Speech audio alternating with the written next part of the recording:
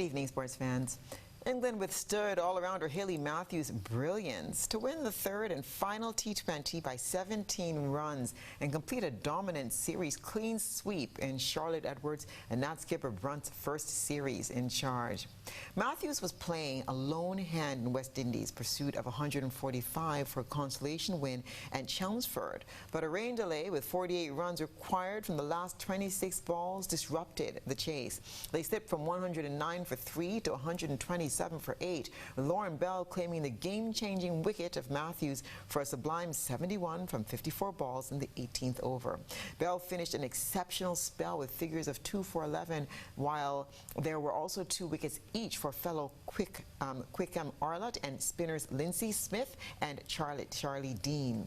Matthews claimed 3 for 32 in England's 144 for 5, leading West Indies' much improved bowling performance.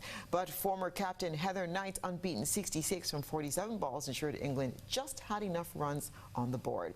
A 3-match, one-day international series begins in Derby on Friday, but England will be waiting on Knight's fitness after she couldn't take the field in the second innings because of a hamstring problem suffered during her knock.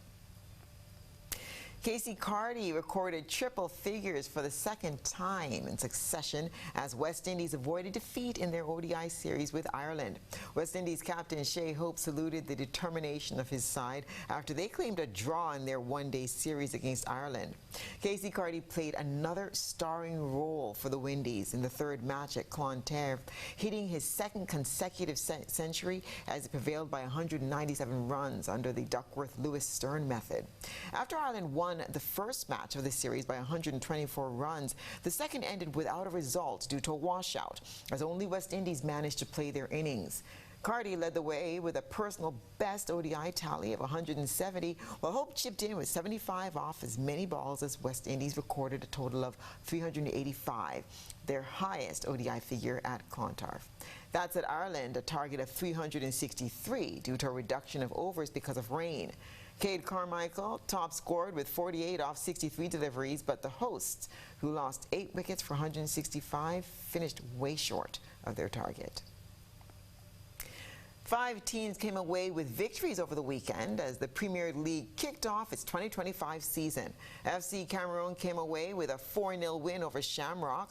Defending champion Paradise were also in winning rows, completing a 3-0 whitewash of Northeast Stars. Also in the winners' row over the weekend was Carib Hurricanes, who came away with a 2-goal margin of victory over Hard Rock. Meanwhile, Grenville-based Saab Spartans also opened their campaign on game day 1. They beat QPR 2-0. Newly promoted St. David also kicked off their 2025 season over the weekend. Disappointed, though. They went under to St. John SC 2-0, goals to nil. And still with football, with excitement ripe in the air with the start of the new Premier League season last weekend, FA boss Marlon Glean has been considering ways to improve the sport locally. I believe what we haven't done, and we haven't done properly, is the investment in grassroots and youth development, youth competition. We have not done a good job there because the rest of the world are taking off. We've seen amazing players. Look at Lamin from Spain. This is a little kid who is an amazing player.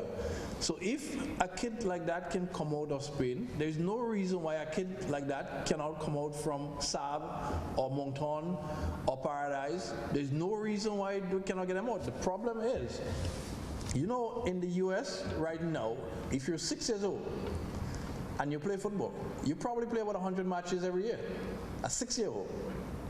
Whereas in the Eastern Caribbean, a 6-year-old probably not playing any competitive football. So when that kid in the US goes from 6 to 7 to 8, and by the time he's 13, he's probably playing 140 matches in a year. Our top players in Grenada, the Premier League, is probably playing 30, maybe 40 matches an entire year. So then the gap keeps getting wider and wider because our players are not playing enough football. The Knicks found themselves down by as much as 20 points in the first half, but they kept chipping away at Indiana's lead. After finishing the third quarter on a 7-2 run, they had cut the lead to 10, then extended that run into the fourth with Karl Anthony Towns catching absolute fire. The All-Star big man scored 20 points in the fourth, pushing New York in front with 8 minutes and 5 seconds to go in the game. Ultimately, it was Jalen Brunson making the clutch bucket down the stretch with the game knotted up at 98. He made a floater to put the Knicks up 2 with 1 minute 17 seconds to go, while a pair off of Josh Hart, his free throws put the game out of reach. The Knicks' victory cuts the Pacers series lead to 2-1 and will allow New York the opportunity to tie the series on Tuesday night. The Timberwolves and Oklahoma City Thunder meet in Game 4 of the best-of-7 Western Conference Finals on Monday night at Target Center. The game tips off at 7:30 p.m. and will be televised on ESPN.